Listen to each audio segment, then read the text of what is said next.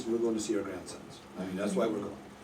And we're going to be babysitting them for about a little over a week, just taking care of two-year-old twin boys. It's going to be awesome. Mom and Dad, their parents are going on a trip, and Grandma and Grandpa are coming to town. So it's going to be one of those times. But also, my son-in-law will be going on this trip as well. And he's an instructor at Liberty University. He's getting his PhD at Dallas Theological Seminary now. He was on our first trip, and he did some teaching there at the first trip. And I'm training him to be able to lead this tour over the next number of years, so that he'll be leading it. So Connie and I will just kind of go with him instead of him going with me. And then we're going to just get old and relax and chill. And we'll go to Israel, and some days we'll go on the tour, and other days we'll sit by the pool and take care of the grandsons, type of thing. But at any rate, he'll be going with again, and Lord willing, his wife, our daughter as well, depending on the pregnancy status of their life. So we're all seeing what's going to happen there. Christy, that's the daughter that you guys know. This is her husband. She has been on every trip I've ever led to Israel. She has. Every one. She went when she was 8, 10, 12, 14, 16, and 18. And then I didn't go for a number of years, and then we went 3 or 4 years ago, whenever it was, and she was on that one as well. So she's been to Israel all the time. She's hoping to go, but we'll see how it plays out. But I mention that because in his church, he's over their college ministry at a big old church there. And he's also, together they're involved in couples ministry and that type of thing. Marriage counseling, that kind of stuff. So that's what they're doing. Well, it looks like he's going to have either 3 or 4 couples from that marriage group that want to go to Israel. So we've got about 8 people from Dallas going the way it looks. I'll believe it when I see it, but I do know there's a very capable family in the Bahamas that want to go, husband, wife, and their 2 kids. But I'll believe it when the check is there and it's in the bank. They'll go, oh, they're going. So, but we'll see. But there could be 4 from there. I know there are for sure 2 coming from North Dakota that have already paid. I believe there's anywhere from 4 to 8 from Minnesota coming in. So we have people from different parts of the country joining us. And then from here, who knows how many are going to go from here? I really don't know. We're anticipating around 40 people. So that's about what it is. And there'll be some drop-offs and some add-ons, how that goes. So it might be 30, might be 50, I don't know. It makes no difference. It's going to be fun, whatever it is. You're going to get to know each other really, really, really well. That is for certain. So we might as well start now, and we'll go. James has got one.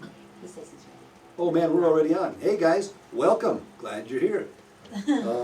This is Israel 101. It's our second week.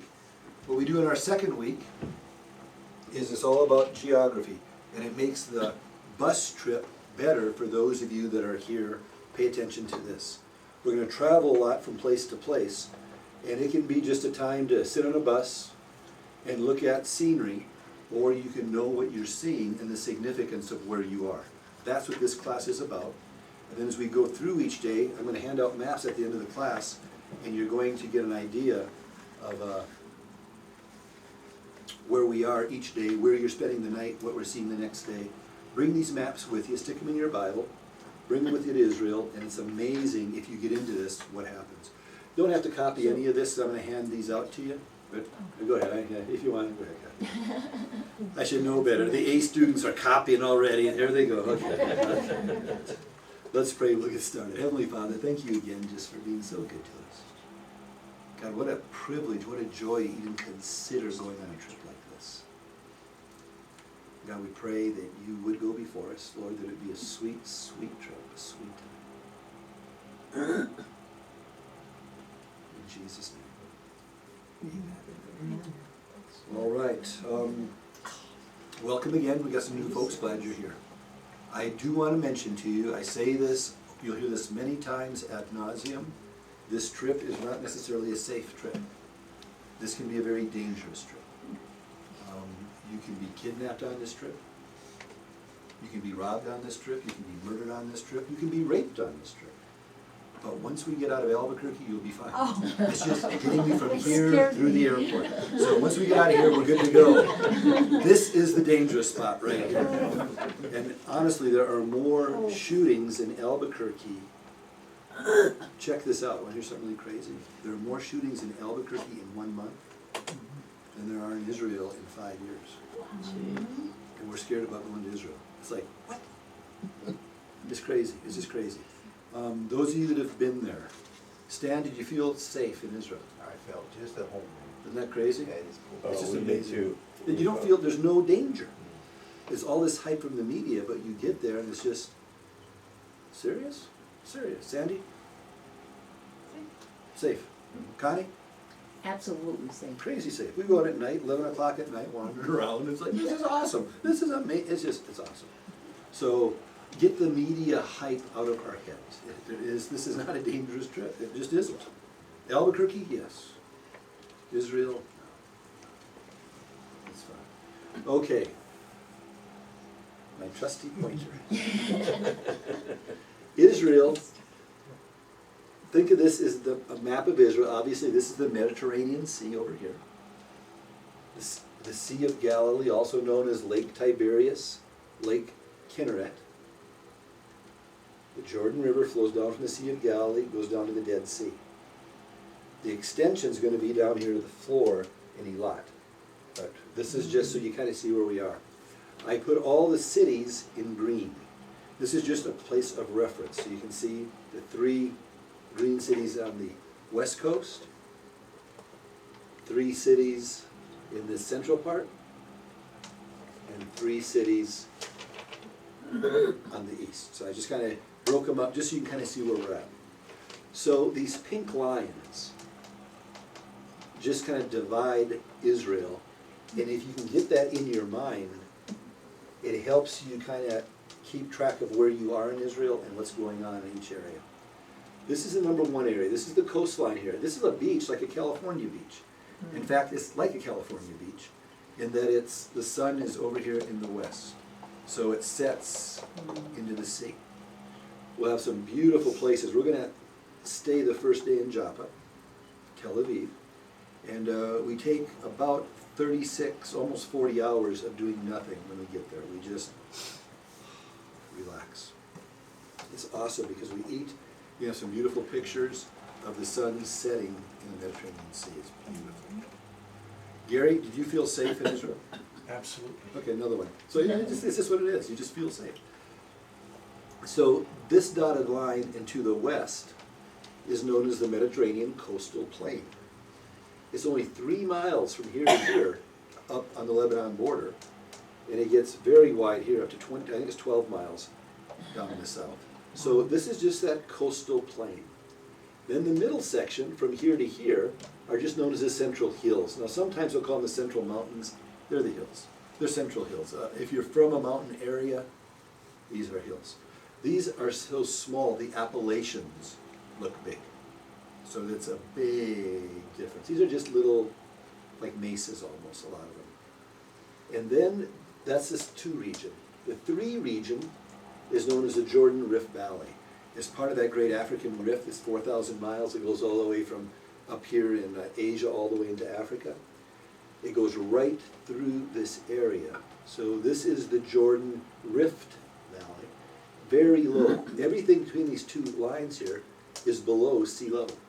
So the Sea of Galilee is below sea level. The Jordan River is below sea level. The Dead Sea is the lowest place on the planet that's not in an ocean. So this is the lowest place on the earth, right here. 1,300 feet below sea level. That's impressive. I'm liking it. Army, that's good. That's good. Homework is good. So here we got, so this is really low down here.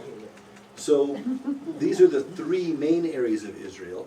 But then if you go to the south, and I just put a dotted line across here, #4, you get to the Negev Desert. And this is what you typically see, or what we think of usually when you think of Israel with the camels and the sand and the dunes. And this goes from here all the way down to the floor. But it's desert. It's just boring out there. So I didn't even put it on the map because there it is. We don't spend much time there except in the extension we're going to drive through it. But from here down to here is 2/3 of Israel. So the Negev is 2/3 of Israel. On the tour, we spend most of our time in this area. The Galilee is not at all like you're picturing Israel to be. Very agricultural, very green, very lush, very awesome. Lots of fruit, lots of vegetables, lots of crops. Beautiful, beautiful, beautiful. We spend 4 days right around here because this is where Jesus spent his time. So we're going to spend a lot of our time around the Sea of Galilee. And this is where we're at. So this just kind of breaks it up so you can kind of see what it is. Now, sweetie, if we can hand out those sheets. I put together these sheets. I just kind of put them together. You're going to see on the bottom, don't look at this yet. And I know by saying don't look at it, we're all going to look at it, I understand. Don't spend a lot of time on it, we'll cover that later today. We're going to just kind of read through this together and hit the highlights. What we want to do here is I'm going to try and get you to know what to look for on the tour, as far as just landmarks. I've never done this before. This is the first time I'm trying to do it, so we'll see, but I think it'll help. On our last trip, I was doing this in my head, and I realized I didn't cover it in Israel 101. And I felt bad because I wish I would have, because I think a lot of folks miss things that they would have enjoyed. So we're covering it today, so this is the first time. Now as you look at this, on the first page, you're going to see the Mediterranean coastal plain. If you have a pen, you might want to take notes. If not, it's no big thing. Go online. This whole class is online. Right now, James, as we get into this, he's going to be focusing in on this. You're going to see it all, like everything. It'll be a piece of cake to follow. Okay, the Israel coastal plain, we've already talked about it. It goes all the way from the Lebanon border here, all the way to Gaza down here. You hear the Gaza Strip? That's this area down here. We're not going there. So the Gaza Strip, and then it goes all the way into Egypt. Okay, the Haifa Bay. Haifa has absolutely no significance to us as a Christian. There is a group of people called the Baha'i faith. Baha'i is a very eclectic religious group. They take a little bit of this and a little bit of that, and they like everything. They're not against anything. They just like everything. Before I was a born-again Christian in college, I went to a school for 1 year. I was getting ready to get into med school. They had this handicap school where half the population of the campus was in either quadriplegics or paraplegics. So you had ABs, able bodies, and then the handicap folk, and you'd be assigned to a handicap. Well, I was assigned to a one quad and one paraplegic.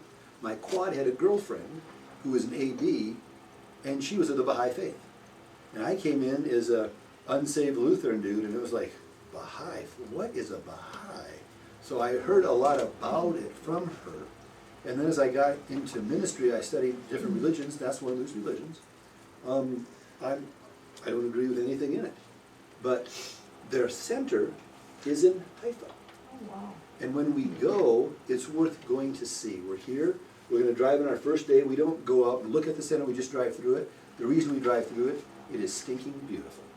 It is green and gardens, and it's like, are you serious? So they used to do a quick tour. Here's the center of the Baha'i faith. It's like going to Salt Lake City if you're a Mormon. You go to Baha'i in Haifa.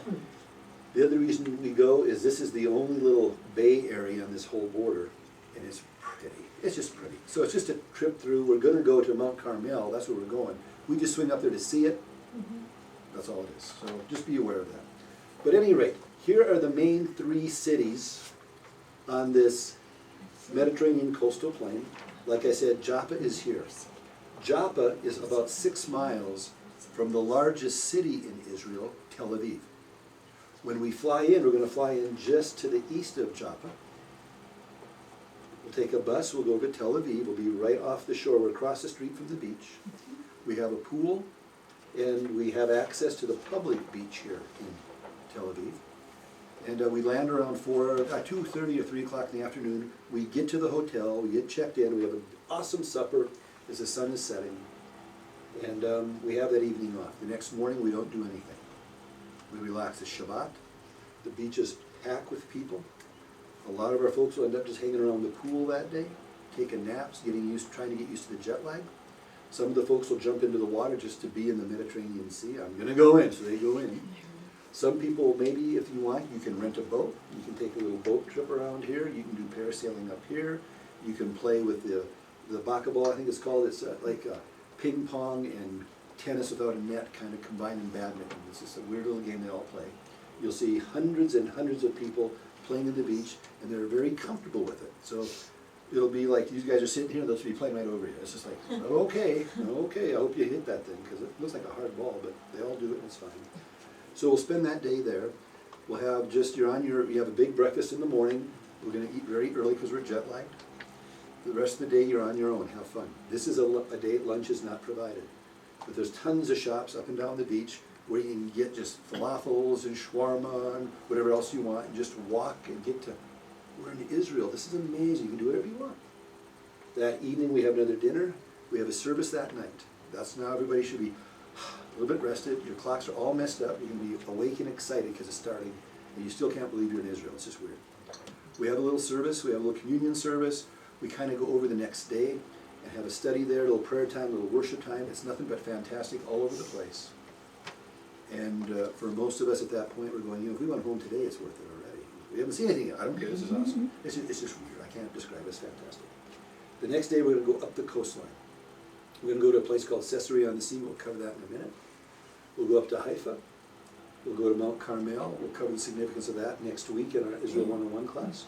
We'll drive over to Nazareth, we'll do Nazareth.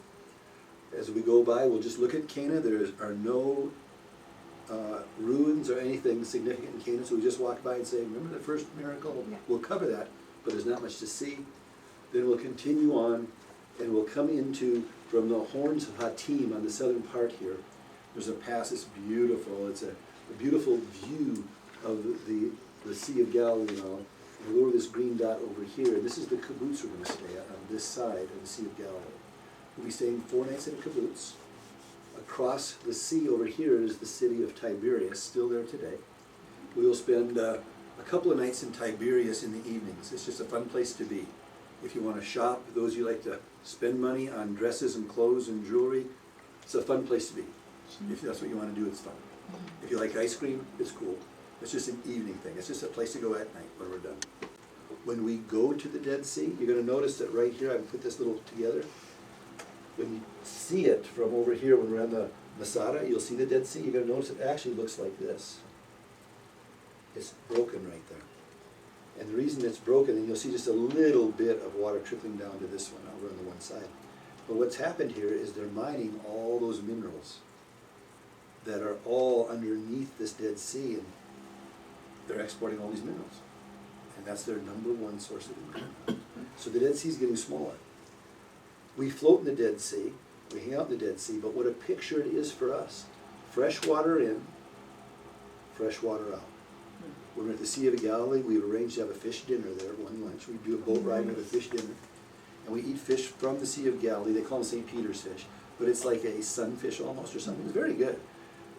You only find those fish here and in South Africa.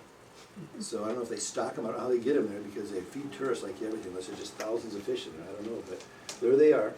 But as we eat these fish, you realize this is freshwater fish. This is really good fish. Fresh water in, fresh water out, teeming with life. When you swim, we'll be swimming here off, we can swim in the Sea of Galilee when we're there in the evenings and that. There's sea life in this. It's an awesome lake. It's just a nice freshwater lake. Fresh water all the way down, dead. Nothing comes out of it. No outlet here. Principle, fresh water in, fresh water out, teeming with life. Fresh water in, doesn't go out, dead. Picture of our Christianity right there, guys. We can get fed as we spend time in the Word, but if we just take it in, take it in, take it in, never give it out, we end up with the deadness in us. Take it in, give it out. The more you give out, the more it comes in. It's just a freshness, alive. Right? So it's just a cool little picture here. 3 bodies of water. Sea of Galilee, Jordan River, Dead Sea, lowest place on earth. So there we are. So we've got that. Next, Negev Desert, this part down here. We're not going to say a whole lot about it. You can read it. Half of Israel's total land area, it's more than half, it's almost 2/3, is down here in this desert. It's an extension of the Sinai Peninsula over in this corner of the board. And at the very tip is Eilat, on the northern coast of the Red Sea. That's where we'll be going on our extension. They do talk about these Maktashims. Maktashims is just another, it's the Hebrew word for crater. And they're kind of cool. They look almost perfect like a meteor hit it or something, but they're not caused by meteors. It's all by erosion in Israel.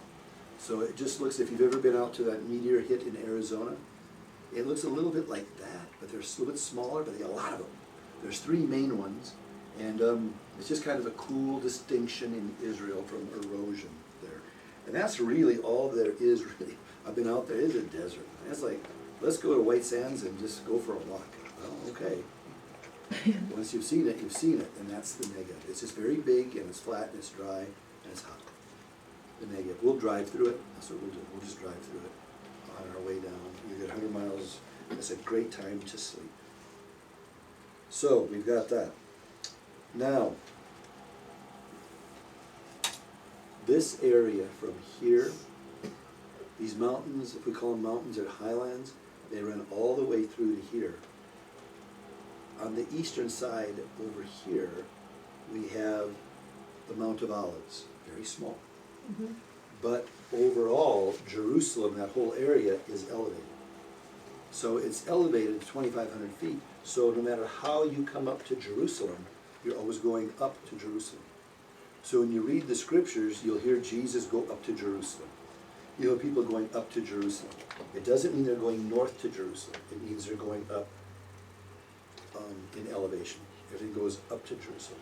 But Jerusalem sits on the height of that. Now if we turn these over, and let's just look at that bottom, it'll just give you an idea. If we're standing right here, if we're standing here in Jordan, this rift here goes down, this rift valley, it goes down quite a little bit, like we said. On the Jordan side, it's much higher. If this is the elevation, average elevation of Israel, the average elevation of Jordan is about like this. It's a very high plateau. So it's very high on this side. David, the owner of the tour company, had never been to Jordan, and because of the tensions there and that. Well, his daughter, who now runs the company, Lilach, she had just gotten out of intelligence in the Israeli Defense Forces, and she was working with the group. So he says, Lilach, well, her job when she was in the military was to keep her eye on Jordan. That was her job. And they'd come to peaceful agreement with Jordan now, so Israelis could go to Jordan. And here was my tour with the first one going over to Jordan. We went to Petra, we went all the way up into Jordan and came back on the Alpi Bridge now. And he says, Lilach, you've been looking at Jordan all those years, you go to Jordan. Well, she was ecstatic. She was a young, single Israeli girl going to Jordan. That was the enemy, and now it was okay, and she got to go to Jordan. And she was so fired up. We went to Jordan, did all Jordan, came back. The Muslim communities, God has allowed me to go to Turkey, to Egypt, to Jordan, to a lot of these Muslim areas, and there's just a darkness there. That's like there's just a darkness. It's just what it is. So we went to Jordan, and I met with David, her dad, the owner of the company, and when we got back, so tell me about Jordan, Cohen, tell me. And I said, and they're so proud, Israel is so proud of their nation. It's always we're the best, we've got everything the best here, they're real proud. And I met with him when we got back, and he says, tell me about Jordan. I said, well, there's one thing that Jordan's got better than Israel. What? He was like, not happy. I said, they have a better Trans-Jordan River view. Because Israel's stuck looking at Jordan, and Jordan is stuck looking at Israel. And, I love you, Con, I love you, angry. But it's a high plateau, so they look down at Israel. Syria, the Golan Heights, when we go up there, they look down on Israel. Lebanon, they look down on Israel. So Israel is in a very not great position. All the enemies are looking down on them.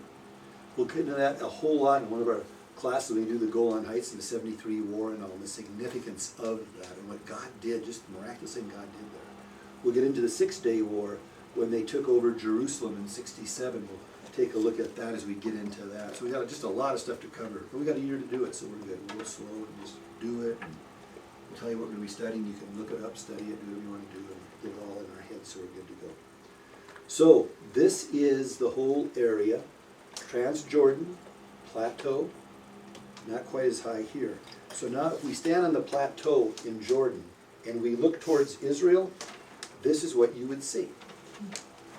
So all this is showing us is this is just showing us what it would look like. The dotted line about a fifth of the way up from the bottom that's sea level. So this is just showing us elevations. See the Sea of Galilee, the top of the Sea of Galilee is below sea level. Notice the Dead Sea is way below sea level. You can see how it goes down. Jordan, the Jordan River, Jor's descending from Dan. The headwaters are up in Dan. It is the descending from Dan River, the Jordan River. So as we look at this, you can see how it's descending, it's flowing down. So it's the Jordan River. As we look way over to the right, you're going to see Mount Hermon. Now it says Lebanon. Lebanon is behind Mount Hermon. It's in the Golan area, but there it is. There is Mount Hermon. It's the tall mountain. And then as we start heading down, you can see these little ones. Mount Tabor, just this little thing. And Nazareth tucked down behind Mount Tabor. And then they don't have Mount Gilboa, but it's here. Ebal and Gerizim, you see. And we see Jerusalem. Notice Jerusalem's not on a mountain so much, it's just a hill. But you can see the elevation, everything goes up to Jerusalem, Bethlehem just a little bit below it. So it just kind of gives you a look at the topography of Israel. So now we're traveling in Israel. We land, we're in Jaffa, Tel Aviv. Our first day we head out. My book.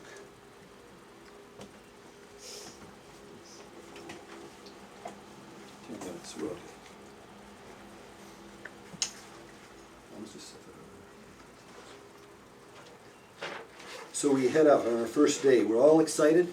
One of the things that is very imperative, important to do, is we leave early in the morning, and that is not to be late.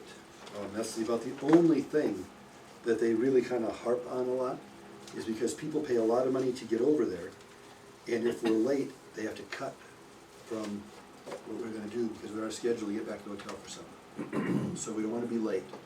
So late doesn't work. And on some days, if you're late, we just say there's a pool. We'll see you at 5. Have a blast. So don't be late. So we have early breakfast. I think it's a 6 o'clock breakfast usually. And then 6 in the morning breakfast, and we hit the bus at 6:30, usually maybe 7, somewhere in there. It's pretty early. So it's early days. Do you remember the time? Anybody remember the time? I don't even know. 6:30, I think it is. Seems that's what, yeah, 8 when the bus pulled out at 8. Is that what it was? Okay, so 6:30 to 8, whatever it is. I don't know. He'll tell us. I just know it's early, and getting everybody on that schedule is good. What's funny, really funny, this first day, you're going to be looking so fancy. It's just funny. The guys are wearing their new outfits. The girls got their hair all done. Everyone's just looking all pretty, and we're just good to go. And by day 3, man, we're a mess. And we don't care. We could care less. It's all done. We just show up. We're just glad we're here, and your hair's combed, whatever. Whatever. By this time, we're all sweaty, we're funky, we're stinky, we're tired, and we're just having a blast. So it kind of goes out the door after about the 3rd day. But this first day, everyone's looking pretty fancy. Everyone's excited. You're wearing your favorite new outfit. You got the shoes going, and everything's just good. And here we are. We're all excited. So we take off on day 1, and we go up the coastline. This day, the first time I did this tour, and I went to learn the tour, I remember spending the first night at the Sea of Galilee and thinking, it was at a kibbutz. I remember thinking, well, that's kind of crazy. They did all the good things the first day. We're going to be here for another 10 days. So can't get better than that. Day 2 was better. And day 3 was better. And it just kept crescendoing. It was like, how are they doing this? But it seems like the tours are put together to just keep getting better and better and better and better and better. And just it's mind-boggling what we're all going to see. It's pretty stinking good. So the first day it says this: after a rich Israeli breakfast, and it is, we begin our tour of Israel at Caesarea. So we're going to go from Joppa or Tel Aviv, right over here. We go up the coastline. On the way we're going to see a Roman aqueduct. And it's just fun. It's just little ruins, but you get to see this aqueduct. They'll talk about it. It's how the Romans transferred water up here. There's the above ground plumbing system, basically. It's a great photo op. It's a great photo op. The Mediterranean Sea is right behind it. Yeah. So you can stand here. I'll snap your pictures. You stand there, we get a picture of you in front of this Roman aqueduct with the Mediterranean Sea behind it. It's bright as a clear day. It's your first day in Israel. We've been in the bus maybe 10 minutes, and you can't believe, because you know this is the picture that's going up in your living room wall. This is fantastic. It's just like, how can you get better than this?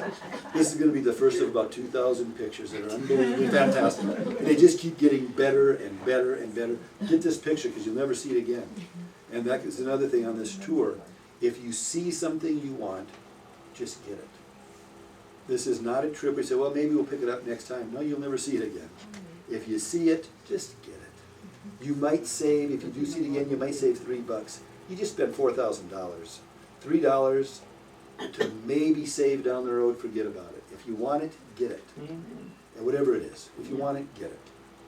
But don't be stupid at the same time. But just get it. Just get it. So we're going to see this aqueduct. It's pretty cool. Then we're going to come up to Caesarea. Caesarea. Caesar. Caesar. That's what it's named after. Caesarea. Notice Caesarea.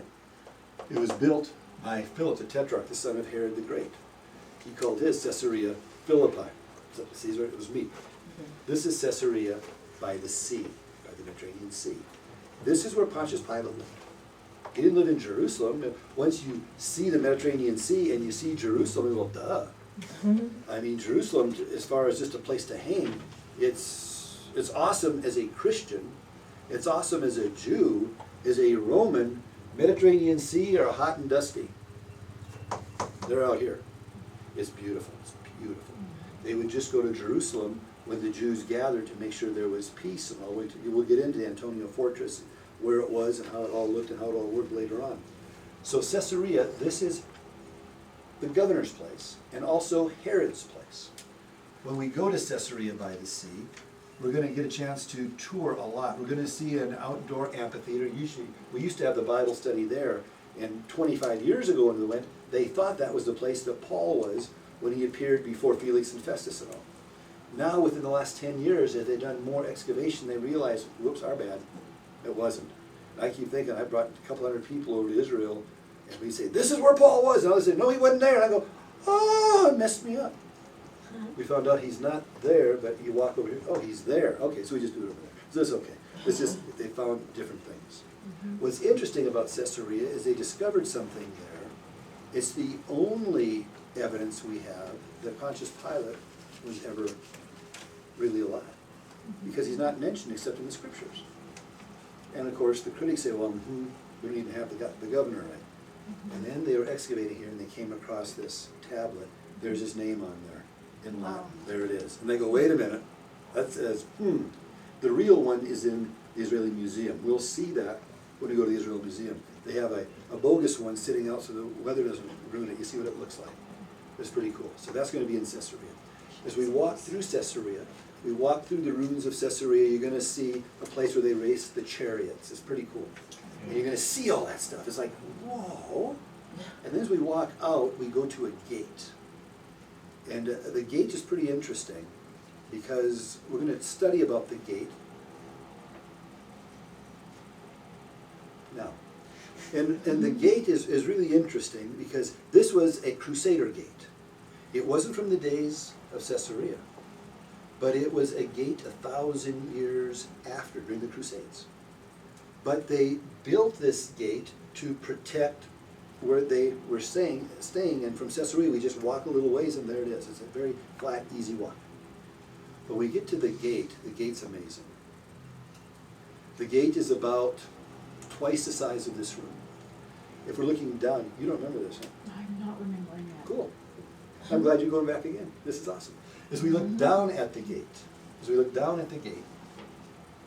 we're looking at it, there's a top to it because it's a Crusader's Gate. Think of a King Arthur type of time. We take the stone roof off it, we look down at the gate. There's a moat here. There's a wall here. As we look down at the gate now, you'd cross this drawbridge. You can lift it up, bring it up, or put it down. You're walking in. Here's this wall. In this wall are tiny little slots, just enough for a bow and arrow to fit through. Here's the opening right here to the gate. One opening to that gate. So as you came in, all the gates are like this. You would turn this way, because most people were right-handed even back then. Their shield would be on their left arm, their sword on their right. So as they would come in, that would be the exposed side. So they have these things here. Then if you looked up, you would see slits up here where they would have these bars that could come down, like spears, and just come down on you. And they also have a place you can see they can pour the hot oil. No. So it's a safety area to stop people from coming into the city unwanted. Then there was an opening here to come into the city. So you'd come in, along the bottom of this was a little ledge. You can see how short they were even 1,000 years ago, because the ledge was only about this high. So we sit on there because it was when you sat at the gate of the city. This was also the courthouse. This is where you sat for decisions back in the day. Remember, Lot sat at the gate of Sodom. You were sitting at the gate, it meant you were in a position of authority. You had moved up in authority within the city. We'll see the ledge around the gate. And then on the second level up, you'll see where there could be archers up here as well. So people could come through to here. It was basically a killing zone in there. So it was a place of protection for the city and a place for legislation for the city. And then from here you come into the city.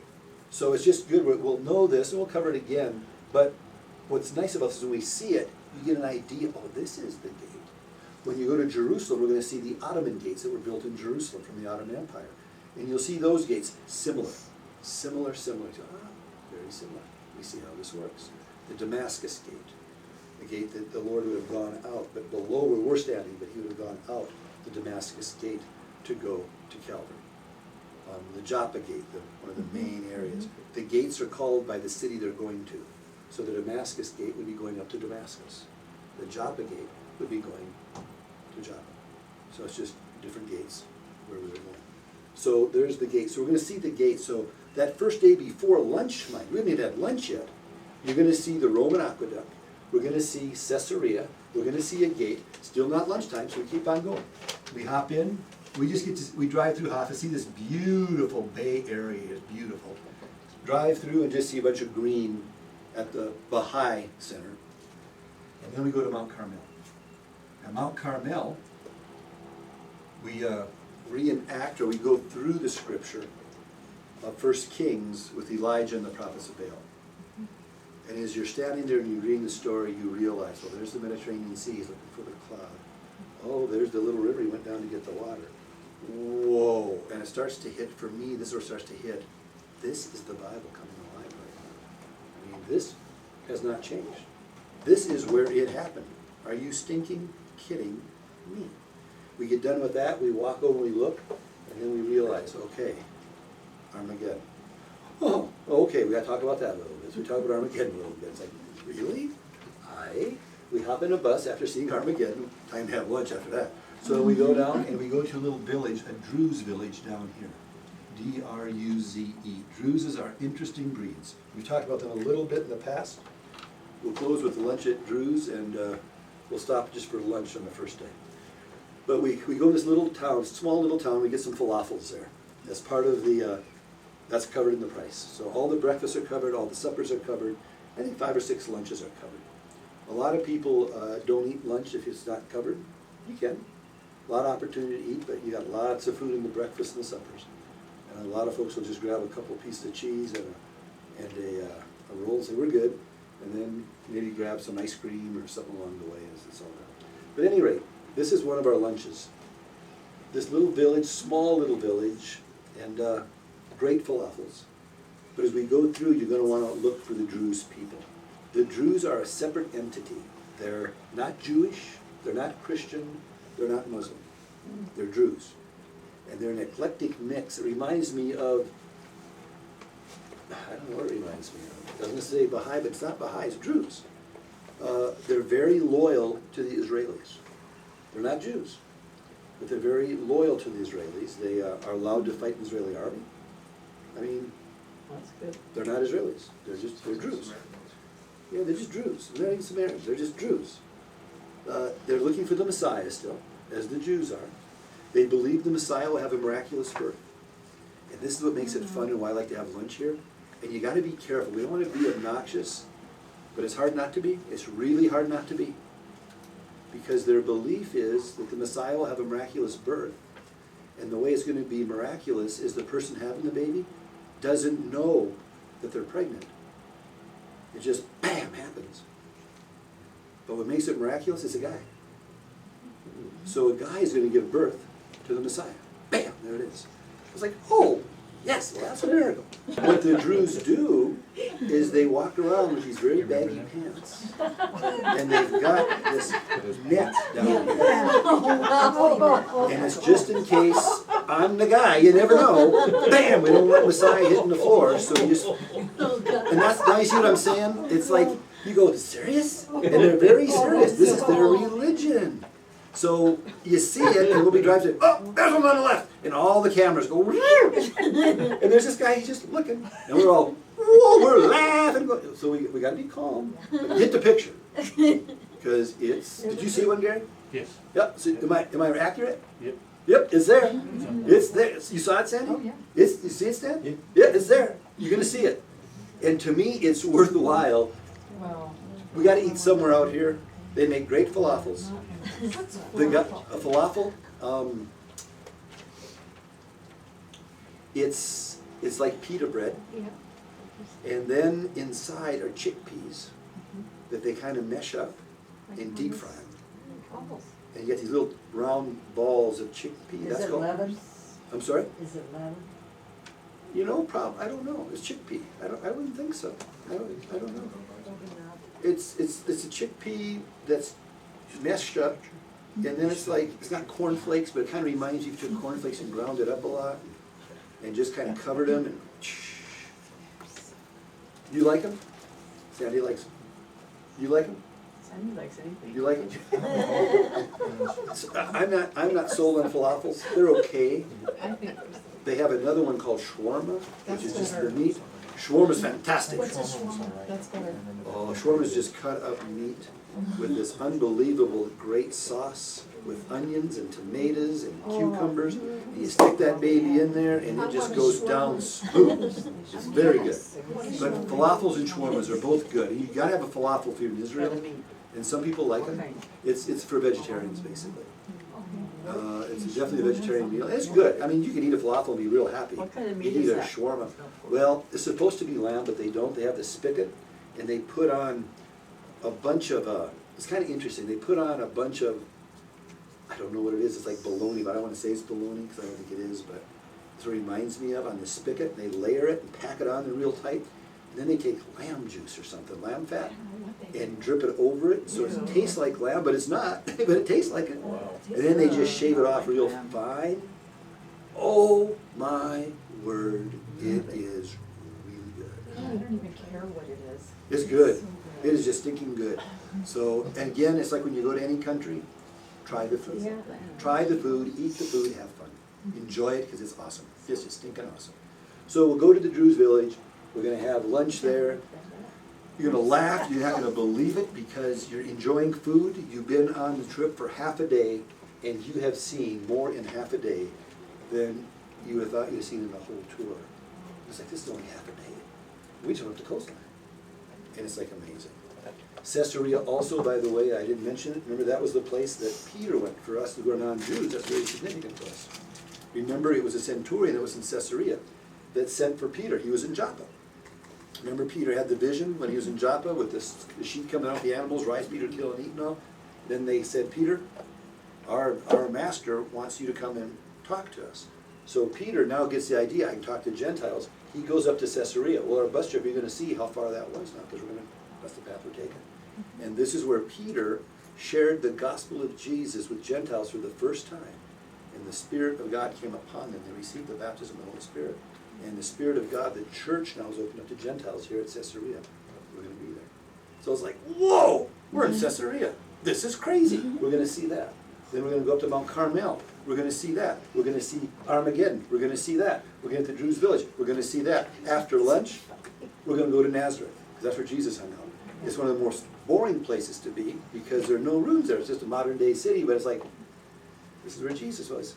And if you get off the bus, we probably won't. One time we get off the bus and some guy was trying to sell us that this is where Jesus grew up. I thought, oh, stop that. I was like 18 years old. But anyway, there it is. So, there's always that kind of stuff. So just forget about that stuff.